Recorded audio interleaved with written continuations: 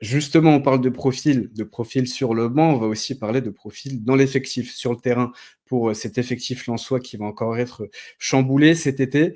Quel profil doit viser ce RC Lens durant ce mercato estival? Parce que sur les années précédentes, je pense notamment à Luis Openda, à Eli Wahi, voilà ce type de joueurs qui sont assez jeunes, qui sont capables d'être valorisés, mais qui coûtent pardon, quand même très cher à l'achat.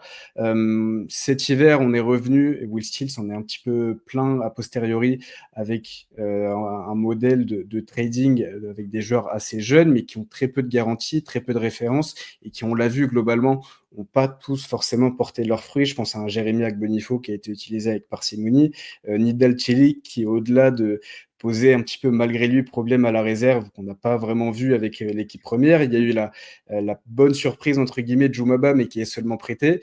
Et globalement, on a un mercato d'hiver qui, même s'il a permis de compenser numériquement les départs, qualitativement, on voit que ça peut manquer de qualité à court terme et de pertinence. Donc, Will Steele avait appelé il y a quelques semaines à un mercato d'été un petit peu plus orienté sur l'expérience, avec un besoin d'avoir des joueurs plus expérimentés, mieux référencés. Est-ce que tu es d'accord avec le constat que Will Steele avait tiré malgré son départ sur voilà, cette nécessité de repenser un petit peu le modèle de recrutement et de ne pas foncer sur un modèle de trading qui, sportivement, à court terme, peut voilà, obliger le RC Lens à rentrer très clairement dans le rang et à quitter définitivement ce top 8? Bah, je partage le constat et je vais même le compléter. Je pense effectivement qu'il faut de l'expérience parce qu'il y a eu beaucoup de jeunes joueurs qui ont été recrutés depuis l'été dernier. Pourquoi? Bah, parce que d'une, c'est des joueurs qui alors, coûtent un peu moins cher, ça dépend les profils, hein, parce que j'ai un Miak Bonifo, par exemple, le prêt avec obligation d'achat à C'est quasiment 7 millions d'euros, c'est pas rien, qui plus est pour un club comme Lens qui voulait faire des économies, mais c'est surtout sur le plan salarial. Lens qui voulait se couper de ses gros salaires, les jeunes joueurs, ça coûte moins cher. Et en plus, on est dans le coup d'après, dans la projection, en se disant, un peu dans la stratégie de trading, ces jeunes-là, si on arrive à les mettre en valeur et à les faire exploser, à l'image de ce qui s'est passé avec Kodir Kouzanov, on fait un chèque derrière, un gros chèque, et on revend et on irrigue comme ça les caisses du club. Donc il y avait cette stratégie-là. Maintenant, un club, je suis bien placé pour le savoir, pour couvrir Amiens depuis un paquet d'années, c'est une notion d'équilibre dans la constitution d'un effectif. Et oui, il faut apporter une dose d'expérience dans cet effectif-là. Il faut aussi apporter une dose de qualité technique. Parce que pour moi, l'un des points criants du RC Lens cette année, ça a également été le manque de qualité technique à certains postes, dans le cœur du jeu, offensivement. Ça a été criant offensivement pour moi. On a beaucoup misé sur un Zaroury qui a été qu'un intermittent du spectacle, malheureusement pour lui, et qui a presque été plus intéressant quand on l'a vu piston, dans un rôle de piston bien spécifique, presque piston intérieur, etc. Mais plutôt là que quand il a été aligné dans les trois de devant ou lorsque Lens a essayé en 4-2-3-1 de le mettre sur le côté gauche. Je me rappelle d'une période où on avait Zaroury à gauche, Fugini dans l'axe en numéro 10, dans un 4-2-3-1. C'était une période très compliquée en termes d'animation offensive pour le RC Lens. Un Florian Sotoka, je pense, arrive au bout de l'aventure avec Lens. En tout cas, je pense que ça peut plus être un titulaire à part entière de cette équipe.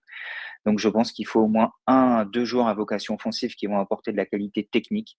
Si possible, un meneur de jeu excentré. C'est pour ça que le profil de Gaëtan Perrin est intéressant. Oui, c'est un joueur qui a qu'une seule saison référencée en Ligue 1, mais qui pour moi coche toutes les cases, notamment si du côté lensois, on va rester dans un 3-4-3 parce qu'il connaît le poste. C'est un poste auquel il a évolué cette année du côté d'Auxerre, dans une philosophie de jeu un peu différente, on l'a dit, mais ça peut très bien être ce milieu offensif côté droit qui va rentrer, qui peut jouer à la fois faux pied s'il est amené de l'autre côté, qui peut jouer en rentrant intérieur et libérer le couloir pour un latéral. Je pense qu'à terme, dans une association avec un Ruben Aguilar piston droit, ça collerait parfaitement. Il apporterait à la fois une bonne vision du jeu, une touche technique, un joueur pleinement collectif qui rentrerait vraiment dans l'état d'esprit lensois. Donc pour moi, c'est un profil qu'il faut cibler. Après, je pense qu'il faudrait presque un joueur à l'opposé, côté gauche, mais un profil différent, plus un joueur, un deuxième attaquant, presque un ailier, mais qui pourrait jouer dans un 3-4-3, faux pied, qui rentrerait intérieur, qui pourrait venir marquer entre 5 et 10 buts, voire un petit peu plus dans la saison, mais un profil vraiment percutant qui va apporter de la vitesse, un peu un Rémi Labo-Lascari amélioré dans l'idée, un joueur avec un peu plus de qualité, mais dans ce profil-là. Et c'est pour ça que je comprenais la volonté de Will Steele de travailler le profil Rémi Labo-Lascari avant sa blessure, parce que je trouve qu'en termes de profil, c'est ce qui faisait défaut au RC Lens. Et je vais rester sur le secteur offensif. Ensuite, on pourra en discuter un petit peu plus, mais du reste de l'équipe, parce que je pense que la défense y aura également un gros chantier cet été.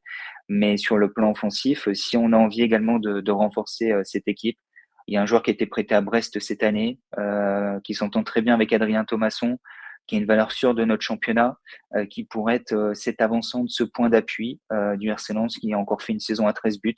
C'est Ludovic Ajorc. Alors, il y a 2 points. D'une, il appartient toujours à Mayence, avec qui il lui reste 1 an de contrat. Et il y aura l'aspect du contrat. Ludovic Ajorc a un salaire qui ressemble plus à l'ancienne grille salariale du RC Lens plutôt qu'à la nouvelle.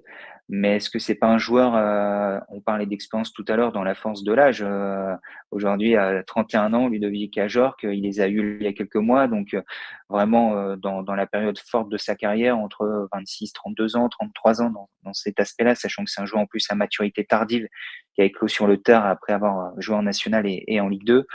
Alors ça peut paraître un peu low cost, ces 2 pistes que je propose, Ajorc et Perrin, mais je pense que dans le redimensionnement du projet lensois, ça me paraît plutôt cohérent. Et puis c'est des joueurs qui ont en plus, avec eux l'avantage d'être sur une dynamique qui est super bonne. Pour le coup, Ludovic Ajorc sort d'une très bonne saison du côté de Brest, alors que du côté de Brest, ça a pas été facile toute la saison. Et puis Gaëtan Perrin, on en a parlé tout à l'heure, mais qui est l'un des joueurs les plus performants de Ligue 1 cette saison. Et je te rejoins sur cette nécessité, je te rejoins toi et je rejoins Will Steele aussi sur cette nécessité d'apporter de l'expérience à un groupe qui en manque un petit peu, de la technicité aussi. Francaise avait déjà tiré le constat la saison passée que son équipe, post-saison où le RC Lens avait fini deuxième et s'était qualifié en Ligue des Champions, manquait cruellement de technicité. Nazarori n'a pas été cet homme-là. Angelo Fulgini a un petit peu disparu au fil de la saison aussi. Et très clairement, un Gaëtan Perrin qui a l'avantage d'être, on l'a dit, sur une dynamique exceptionnelle, qui a ce profil qui est très très intéressant, qui en plus globalement de ce qu'il a dit et aussi de son dernier mercato d'hiver où il était tout proche du départ, peut-être la volonté de franchir un cap dans sa carrière. Je pense que c'est clairement la recrue idéale du RC Lens, tant par les besoins du club que par la nouvelle politique de recrutement qui pourrait être instaurée sur les profils de joueurs, sur le portrait robot. Il coche quand même pas mal de cases. Ludovic Ajorc aussi, je te rejoins, joueur qui voilà, un profil un petit peu spécifique. C'est pour ça que je suis pas encore allé chercher des profils très spécifiques, parce que quand on n'a pas le nom de l'entraîneur, c'est assez compliqué de se projeter sur des recrues parce qu'on connaît absolument pas le projet de jeu, le système de jeu, le dispositif. Mais en tout cas, dans le profil global, c'est clairement ce type de joueur de ce calibre-là qui, je pense, et on pense devrait être visé par le RC Lens cet été, parce que tout à l'heure, tu parlais des Roussanov achetés 100 000 euros, si je me trompe pas, ou 500 000, non, c'est 500 000 El Ainaoui et 100 000 euros Roussanov, Ouais, si je me 150, je trompe pas. crois précisément, mais C'est c'est ça. dans ces En eaux-là, tout ouais, cas, c'est vraiment très faible. qui est une bouchée de pain et qui sont revendus pour Roussanov près de 40 millions et puis El Ainaoui qui est aujourd'hui valorisé entre 15 et 20 millions. Il faut pas oublier que ces joueurs-là, c'est des exceptions et que même si le département scouting peut être très très très performant, des clubs qui vont chercher ce type de joueur pour un tel prix qui arrive à le revendre 20, 30, 50 fois plus cher, c'est une exception et ça va clairement pas arriver toutes les saisons. C'est pour ça que on peut comprendre la volonté du RC Lens de se renouveler l'hiver dernier en voulant tenter ce type de coup. On a vu aussi que quand il n'y a pas des cadres comme les Roussanov, comme les Danso, pardon, pour encadrer un Roussanov, par exemple, c'est très, très, très compliqué de pouvoir valoriser ces jeunes joueurs.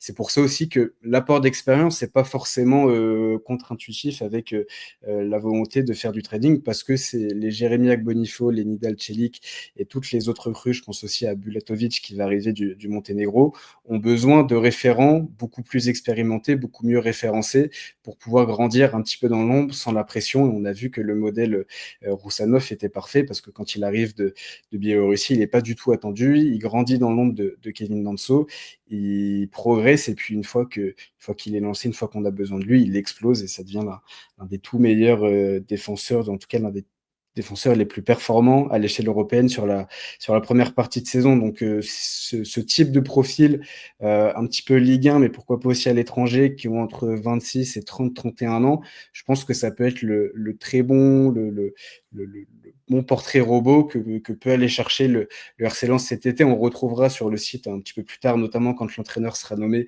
potentiel mercato idéal. Mais là, ça me paraît peut-être un petit peu compliqué de dresser toute une liste de profils, toute une Oui, shortlist c'est très prématuré. précise voilà, des joueurs à recruter cet été. Justement aussi, question un petit peu annexe, mais sur la gestion des cadres. Tu parlais tout à l'heure de la situation de Florian Sotoka, de Jonathan Gradit. On sait que Facundo Medina va forcément partir. On a parlé des arrivées. Sur le plan des départs, quel mouvement tu t'attends, toi, de ton côté, du RC Lens cet été?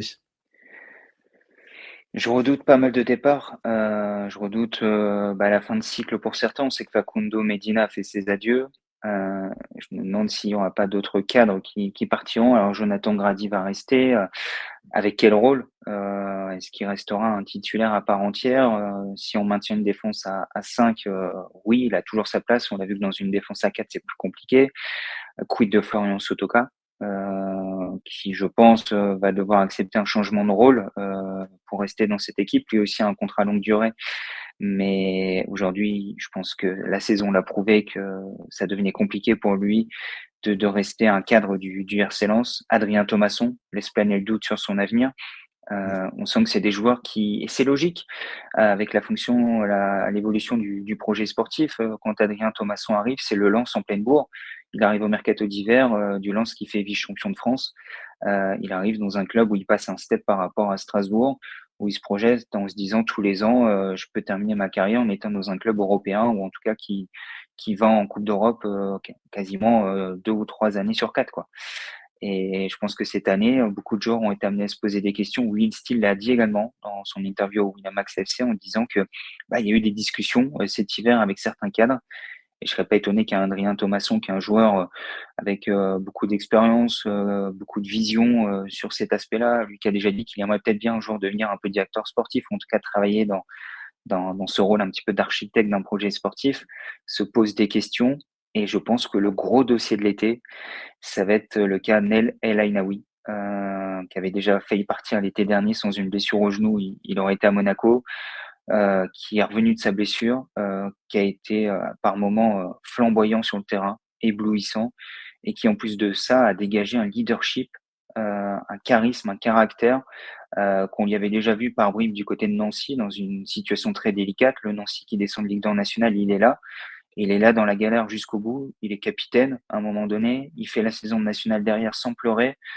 Je pense que dans le football actuel, c'est un profil très rare, à la fois par ses qualités de joueur et ses qualités d'homme également.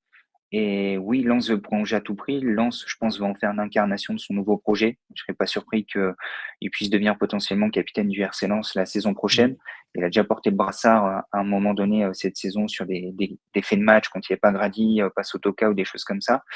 Euh, je me demande si lui va pas vouloir aller voir ailleurs également et si son avenir, son dossier va pas conditionner beaucoup de choses de l'été lensois.